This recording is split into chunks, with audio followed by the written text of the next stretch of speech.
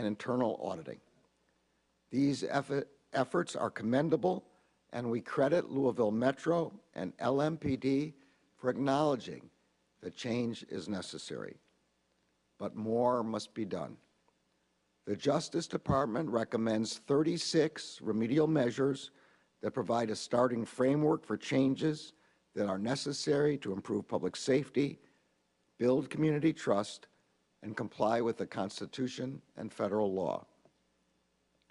To the officers of LMPD, the Justice Department is acutely aware of the integral role that law enforcement officers play in our society and the dangers you face to keep your community safe. So it is imperative that your police department sets you up for success. Your department needs to provide you with clear policies and consistent training that explain constitutional boundaries and responsibilities. You need equipment and facilities that help you meet those responsibilities. And you need supervisors and a chain of command that enables you to achieve the highest standards of your profession. To the people of Louisville, you have shown meaningful engagement on issues of reform. During the investigation, the department met with many community members, including people who had encounters with the police, religious leaders, advocates, criminal defense attorneys, prosecutors, judges, and service providers. I want to thank you for sharing your experiences with us. We could not have completed this investigation without your contributions. And I ask that you continue to engage with these issues in the months ahead. Your involvement is critical to our success. Together, we can make true progress and ensure the durability of reforms. Together, we can ensure that constitutional policing also results in safer communities. Finally, to the career staff of the Civil Rights Division of the U.S. Attorney's Office for the Western District of Kentucky who conducted this investigation, thank you for your extraordinary hard work, which will make Louisville a better place and a safer place for all of its residents. As I mentioned when I announced the opening of this investigation, the Justice Department is charged with ensuring that the constitutional and federal statutory rights of the people are protected. Congress authorized the department to conduct pattern or practice investigations to help it fulfill this responsibility. But those investigations and the recommendations that ensue do not only protect individuals' civil rights, they also assist police departments in developing measures to increase transparency and accountability. Those qualities are necessary to building trust between law enforcement and the communities they serve, and community trust is essential to making both communities and policing safer. The Justice Department looks forward to working with Louisville Metro and LMPD to achieve these ends. I'm now pleased to turn the podium over to Associate Attorney General Vanita Gupta. Thank you, Attorney General Garland. I want to thank Mayor Greenberg, Council President Winkler, Interim Chief of Police Jacqueline Gwen Villarreal, Louisville Metro and LMPD for their cooperation with the Justice Department's investigation. I also want to thank the outstanding team led by the Civil Rights Division for their tireless efforts on this matter. And I want to especially thank the many, many community members who shared their experiences with our team during the investigation. As the Attorney General announced, our investigation has revealed a pattern or practice of conduct that violates the United States Constitution and federal law. LMPD's ability to serve and protect the people of Louisville has been compromised, and the findings are deeply troubling and sobering. But we are committed to working with Louisville on a path forward to constitutional policing and stronger police community trust. And that is why I am pleased that the Justice Department and Louisville have entered into an agreement in principle. In that agreement, we commit to negotiating a court-enforceable consent decree to ensure sustainable, constitutional, and effective public safety and emergency response services in Louisville. By entering into this agreement, the city and police department have taken a critical step forward and shown their commitment to moving expeditiously to implement reforms aimed at remedying the problems that we have identified in the investigation. And I want to commend them for taking this step. I also want to acknowledge that Louisville did not wait for us to issue findings to start instituting change. In the wake of Breonna Taylor's tragic and terrible death, the city made changes through its settlement with her family in addition to other measures. The agreement in principle only represents a framework, and in the coming months, we will use the framework to negotiate a comprehensive consent decree with the city that will be filed in federal court. And we will soon be meeting with and reaching out to community members and law enforcement to hear your ideas about the kind of police department and policing you want to see in your community. In negotiating and developing a consent decree, we will lean on the lessons we have learned from consent decrees in other cities across the country. We have learned, and I have seen firsthand, that consent decrees can lead to lasting and real change. Across the country, the Justice Department has worked collaboratively with not only city and police officials, but also members of the public who are invested in finding better ways for their cities to meet public safety challenges. Our approach has led to significant improvements. In Seattle, for example, the Independent Monitor reported a 60% decrease in the use of serious force since 2014. In Albuquerque, the Independent Monitor recently reported serious uses of force had dropped by a third from previous years. And in Baltimore, the Independent Monitor recently found that officers are using force less often. We will apply these lessons in Louisville, and the consent decree we negotiate and implement here will address the specific context of the Louisville Metro government and LMPD and this community's needs. The agreement in principle commits us to including mechanisms in the consent decree that will facilitate ongoing participation of community members as well as police officers in the implementation of reform. We need this entire community to help us craft solutions that will result in real and lasting change in Louisville. The agreement in principle also commits us to selecting a third-party independent monitor who will assist the court and parties in determining whether a consent decree is being implemented. In 2021, I reviewed the department's use of monitors in these contexts and recommended, and the Attorney General agreed to, actions that ensure that policing consent decrees minimize costs, enhance transparency, involve voices from the community, and move a community as efficiently as possible to lasting change that we all desire and that the people of Louisville deserve. As we move forward, we know that we can achieve constitutional policing only by using every available tool. In that vein, just this morning, the Justice Department's Office of Community-Oriented Policing Services announced that it will produce a guide for police chiefs and mayors across the country to help them assess the appropriateness of the use of specialized units, like the unit formerly known as the Viper unit here in Louisville, as well as how to ensure necessary management, oversight, and accountability of such units. The Justice Department also supports co-responder and community responder models that pair law enforcement and behavioral health professionals to attend to people experiencing a crisis, which will free up law enforcement officers to address more serious violent offenses and save lives. These resources will be available to LMPD as they are to police agencies across the nation. To the men and women of the LMPD, we recognize the many challenges faced by police officers in Louisville and in communities across the country. And we know that police officers every day risk their lives in the line of duty. And we know also that you need the public's trust to do your jobs effectively and to keep communities safe. To the people of Louisville, whether here or around the country, police reform won't happen overnight or by chance. It will take time, along with focused effort and sustained commitment. In communities across America, even in communities where that trust has been broken, we have seen transformative reform rebuild relationships, advance public safety, and bring us closer to the nation's promise of justice and equality under the law. And in the months ahead, because of the proactive leadership in the city, because of the energy and vibrancy of this community, and because of the police department's commitment for reform, together we can shape the same progress right here in Louisville. Together we can build a stronger Louisville, a Louisville that protects the safety, rights, and dignity of all. I will now turn things over to Assistant Attorney General Kristen Clark, who will discuss the findings of our investigation in greater detail. Good morning. 3 years ago, in the wake of Breonna Taylor and George Floyd's tragic and brutal deaths, the nation once again turned its eye to the state of policing in America.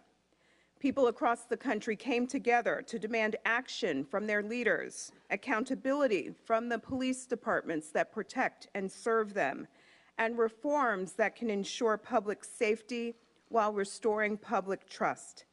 At the heart of the many demonstrations that unfolded in this city and across the country was a call for constitutional policing and respect for people's civil rights. People in Louisville deserve constitutional policing. They deserve policing that is fair and non-discriminatory. Our investigation found that the police department and city government failed to adequately protect and serve the people of Louisville, breached the public's trust, and discriminated against Black people through unjustified stops, searches, and arrests. The police used excessive force, subjecting people to unlawful strikes, tasings, and canine bites. The police sought search warrants without justification and carried out no-knock warrants unlawfully, evading the Constitution, defying federal law, and putting ordinary citizens in harm's way. Today marks a new day and a new chapter for the people of Louisville. For the last 2 years, the Justice Department has led an exhaustive investigation in Louisville to determine whether Louisville Metro government and the Louisville Police Department engaged in a pattern or practice of conduct that violated the Constitution or federal law. We left no stone unturned, and we found that LMPD routinely seeks search warrants for residences without establishing legal justification for invading someone's home. Officers regularly seek warrants that are overly broad, sweeping in people who have at most a remote connection to the investigation, who have committed no crime, harbor no evidence, and have a constitutional right to not be subject to unreasonable search and seizure. Officers also violated the law when they act on these warrants by unjustifiably barging into people's homes without knocking and announcing their presence. And they often serve these warrants at night. These tactics are dangerous. Officers can be misidentified as intruders, and they may misinterpret shock and surprise as a threat. All of this puts the public at risk, and officers too. Officers also routinely conduct stops, searches, and arrests without the required constitutional justification. These tools are essential to enhance public safety, but when used without restraint, they turn into weapons of oppression, submission, and fear. We found that LMPD officers use excessive and dangerous tactics such as neck restraints, canines, and tasers, even against people who pose no imminent threat to the officer or others. We also found that officers misdirect their resources and violate fundamental principles of equal justice by selectively targeting and disproportionately subjecting Black residents to unlawful policing. LMPD disproportionately stops and cites Black drivers for minor traffic offenses. In fact, Black drivers were nearly twice as likely as white drivers to be cited for having one headlight out. Black drivers were nearly 4 times as likely as white drivers to be cited for improperly tinted windows, and Black drivers were nearly 5 times as likely as white drivers to be cited for improper tags.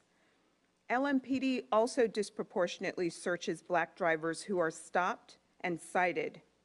Even when comparing traffic stops where Black and white drivers were engaged in similar behavior before the stop, Black drivers were almost 50% more likely to be searched than whites. LMPD charges Black people at higher rates than white people for the same misdemeanor offenses. For example, LMPD charges Black people for loitering at more than 4 times the rate of white people, for disorderly conduct at 2.5 times the rate of white people, and for littering at 3 times the rate of white people. This pattern of racial discrimination fuels distrust and impedes the community's confidence in the LMPD and their law enforcement operations. LMPD's improper activity extends beyond use of force, street enforcement, and search warrants. We also found that LMPD often responds aggressively to people criticizing the police, both in routine day-to-day police encounters and during lawful demonstrations, and both before and after the racial justice protests that occurred in 2020. We saw unnecessarily aggressive behavior against people experiencing behavioral health crises. One person, a Black man with an apparent behavioral health disability, had more than 25 encounters with LMPD in less than 2 years. And in some of these interactions, LMPD officers needlessly escalated the situation and used unreasonable force. At times, they even mocked him. The man ultimately died in a Louisville Metro detention center after he had once again been arrested by LMPD. Such unnecessary escalation of encounters that could have and should have remained nonviolent was far too common. These findings are not based on any one incident or event. They turn on evidence showing long-standing dysfunction at LMPD. The pattern or practice of unlawful conduct compromises LMPD's ability to serve and protect safely, constitutionally, and effectively.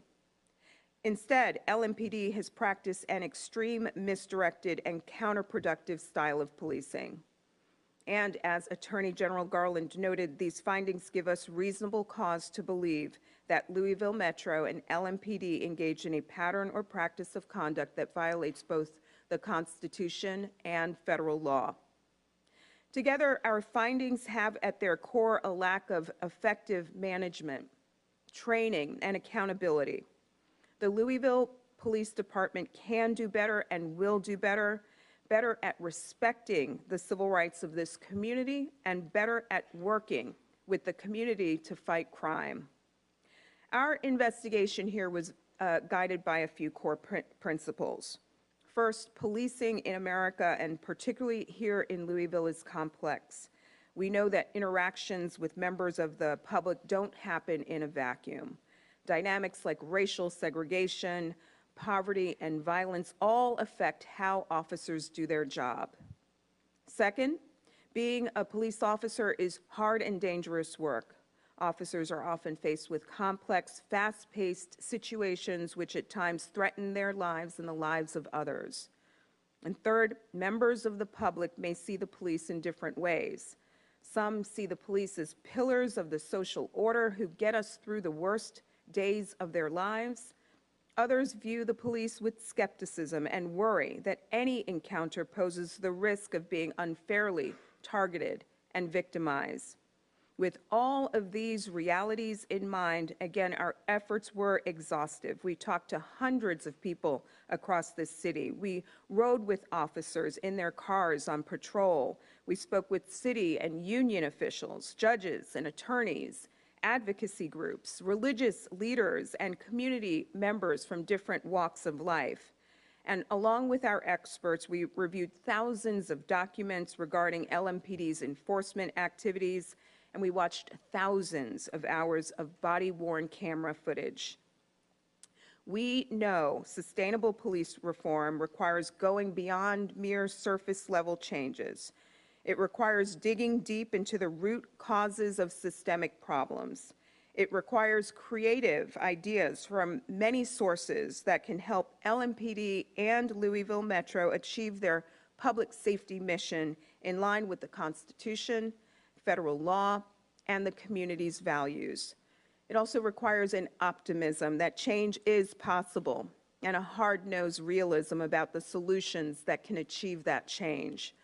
So to the people of Louisville, I say, let your voice be a part of the change. Louisville residents have a rich history of community organizing and demanding better from your leaders.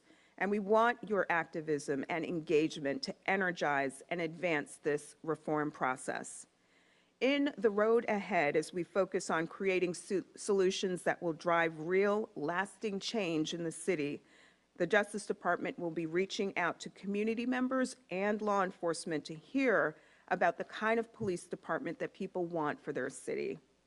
We are relying on the diverse communities of this vibrant city to stay engaged, to push us, to advocate, and to work with us to create a safer, more just Louisville. As I close, I want to extend my gratitude to Mayor Greenberg, Council President Winkler, and Interim Chief of Police Jacqueline Gwynn VRL for joining us today. In addition, I want to recognize former Mayor Greg Fisher and former Chief of Police Erica Shields for their cooperation and leadership throughout our investigation. And I also want to extend gratitude to the hundreds of people across Louisville who worked with us throughout this investigation. Thanks to the police officers, the civil rights advocates, leaders, and many others for exercising your voice in this process. Law enforcement works when the community is engaged, and we at the Justice Department thank you all. Finally, as we prepare to embark on a path towards reform, we want the citizens of Louisville to hear us loudly and clearly that we will stand with you every step of the way. I'd now like to invite Mayor Greenberg to the podium.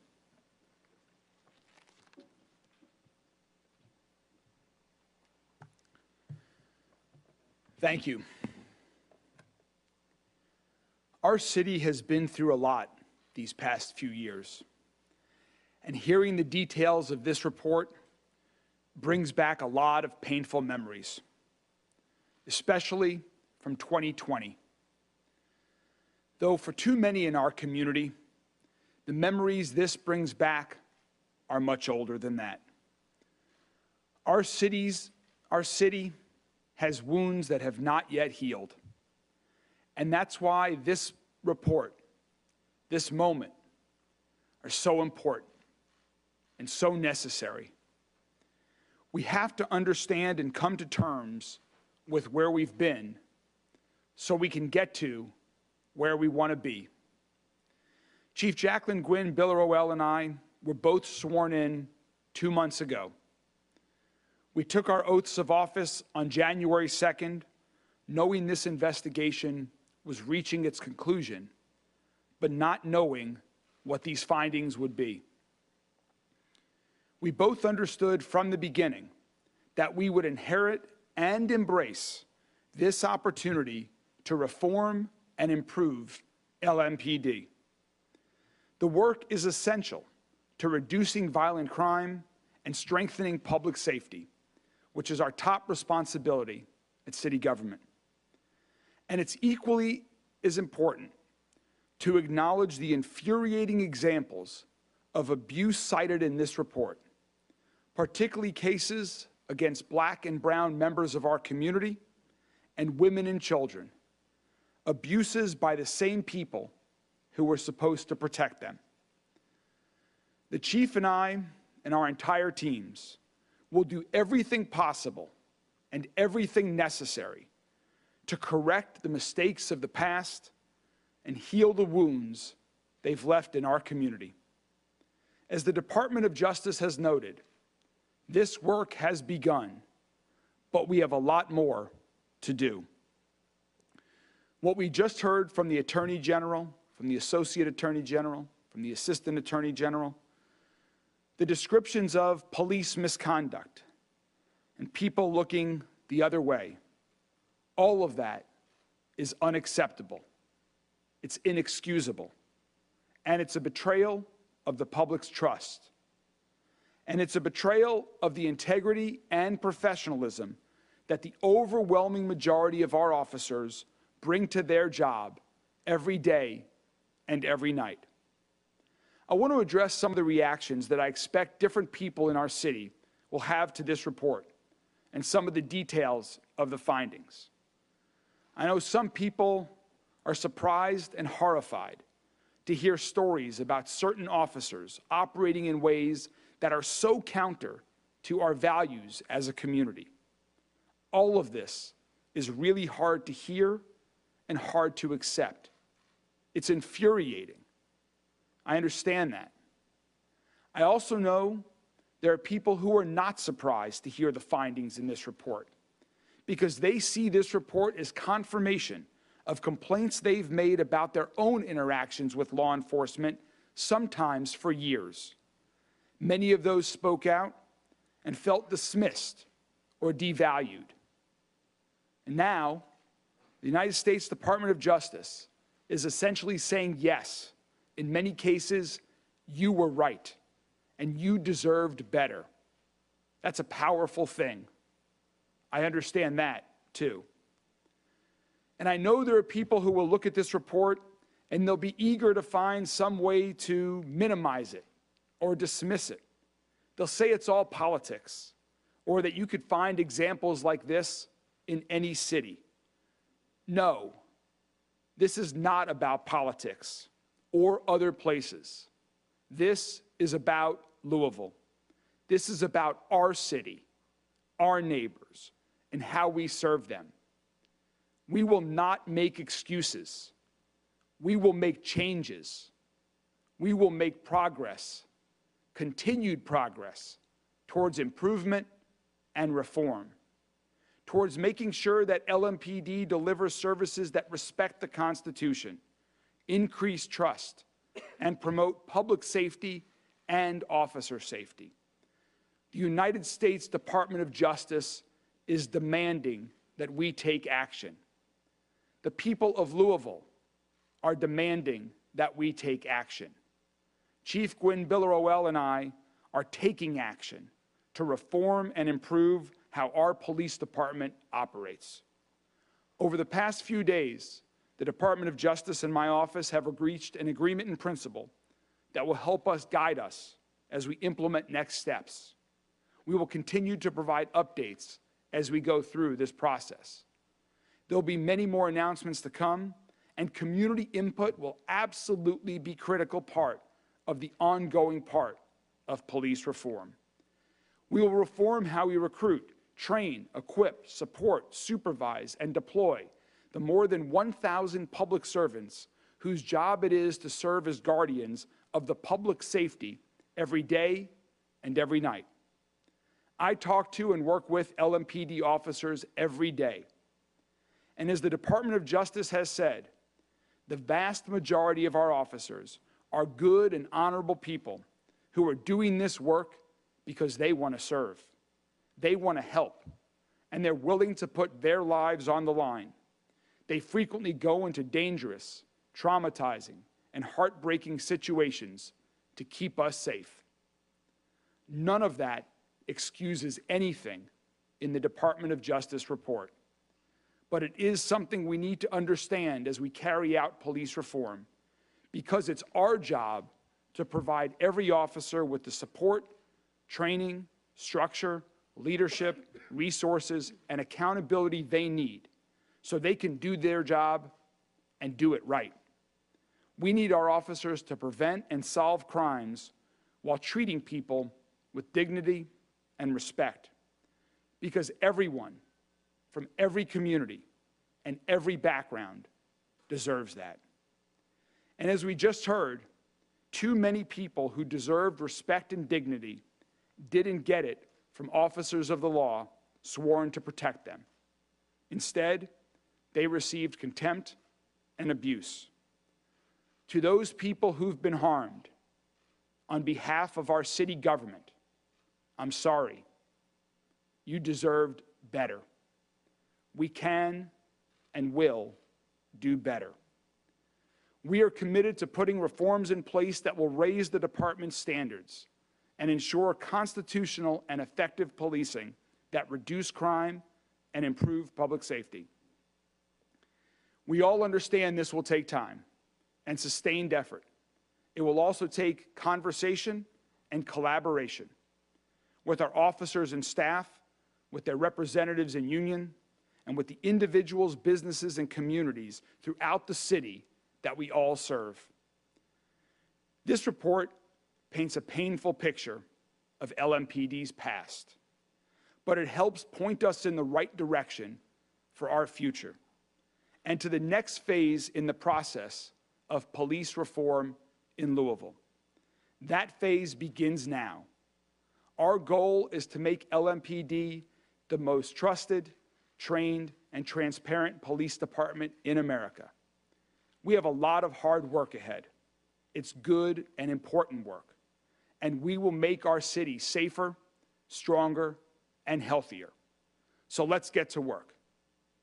And now ask Chief Gwynn Villaroel to share a few remarks. Chief. Good morning. This is an extremely challenging and pivotal point for our city, our department, and for our officers. Now that the DOJ has concluded their investigation and presented their findings, we will continue our efforts in improving public safety in this beautiful city called Louisville and making LMPD the premier police department in the country. The men and women of LMPD are LMPD's greatest resource. Our officers are committed to upholding the Constitution with honor and distinction while carrying out their important duties to ensure public safety. We will not falter in this effort. We are committed to ensuring police practices not only reflect constitutional principles, but the values of the communities served by LMPD. We recognize that the process of reform is complex and will require sustained effort. Prior to and during this investigation, LMPD took significant and important action to support officers and to find solutions to ensure constitutional policing and build trust within this community. Improvement will not occur, as we've heard before, overnight, and will require clear goals and objectives. To this end, we are committed to work collaboratively and earnestly with all necessary parties. I want to rest on the words of Dr. Martin Luther King, Jr., and I think it's very fitting today. I will have a choice whether I'm able to stand. An ultimate measure of a man is not when he stands in the moments of comfort or convenience, but when he stands at times of challenge and controversy. So I am asking the LMPD and this community that we too together, that we stand as we navigate this process and as we move forward for all of us to make change. Thank you very much. We will now take some questions from the media. I'll be calling on various media outlets, and if you could please say to whom your question is specifically directed. First, the Associated Press.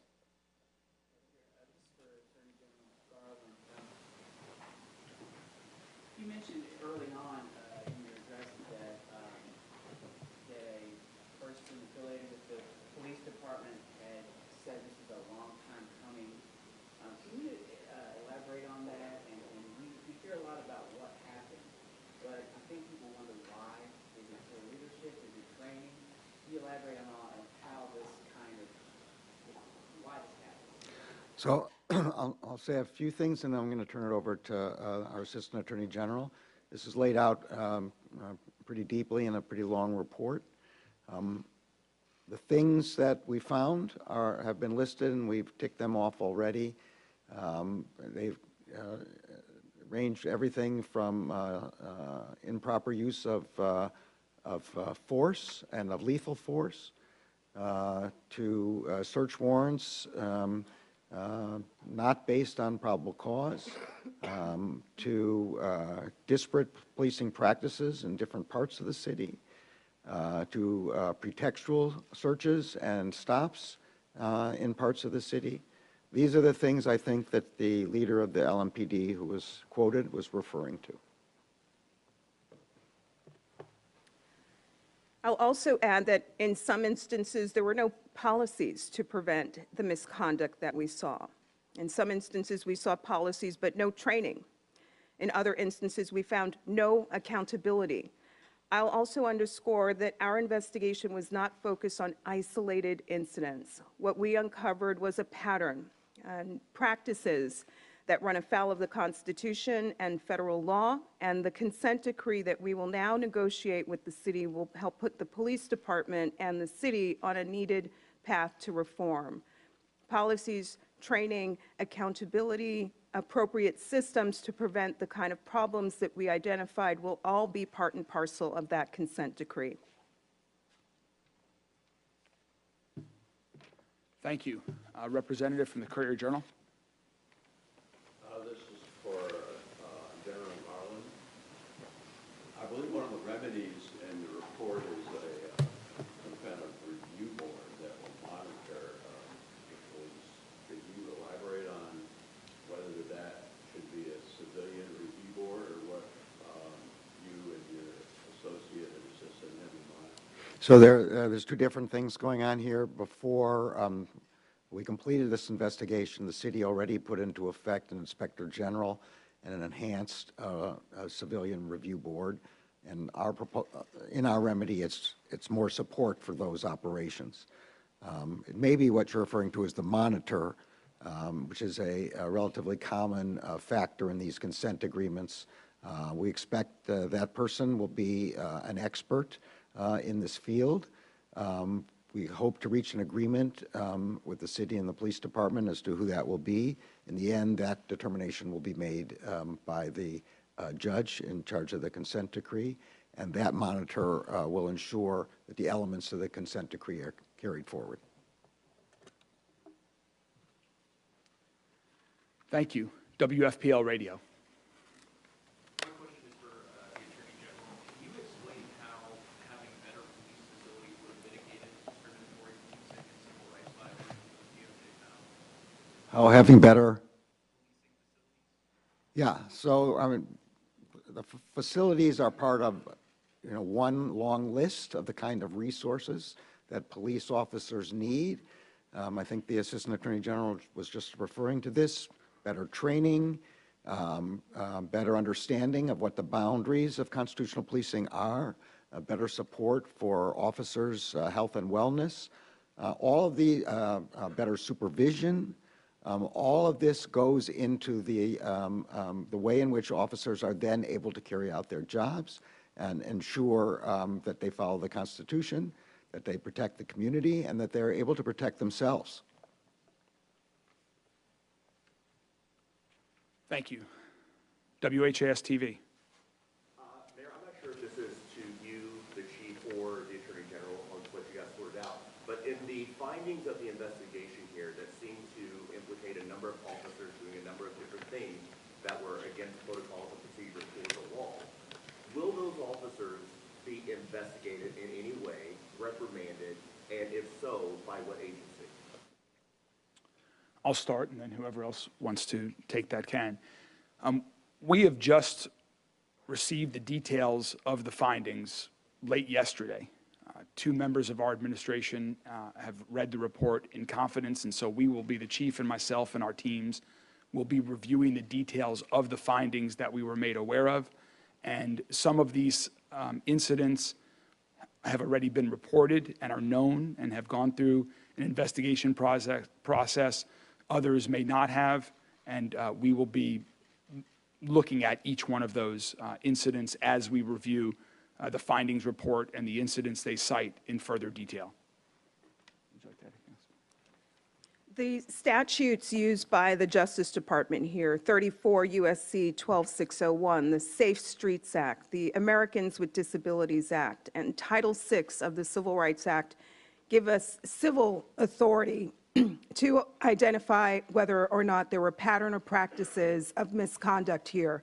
There is this investigation did not involve a criminal inquiry to any individual officers. We want to underscore that this investigation did not focus on isolated incidents. It was focused on uncovering systems that were broken and patterns of misconduct. Thank you. WLKY TV. I'm not sure who to address this to. Mr. Garland said that Louisville already made some commendable changes, but said that more needs to be done. Out of the 36 recommendations, do we know how much of that we've achieved so far and how much is left, or does that require an additional study or evaluation? Yeah, the 36 are new additional remedies that are required, but some of them build on some of the quite commendable changes that have already been made. WDRB TV. This is for anyone from DOJ. A lot of what you've talked about today predates Breonna Taylor. How much responsibility does former Police Chief Steve Conrad bear here? And did he cooperate and talk to you guys during this investigation? The Justice Department wants to recognize the current mayor and the current chief and the former mayor and the former chief for their cooperation at every stage of our investigation. What you see here now are us standing with the current leadership of this great city, and we are all committed to working together to put this police department on a path to instituting reforms that are long overdue. Again, we are focused on no particular individual. This is a civil investigation that is focused on improving and strengthening the LMPD. Thank you. Wave 3 TV. I'm sorry. This question is for you. Given the fact that you just took over, what issues did you see with the previous administration, and where are you deviating from that going forward? Well, I think as you just heard, Chief Gwen Billerowell and I are focused on the future. This investigation was for a period that led up to the fall of late in 2021.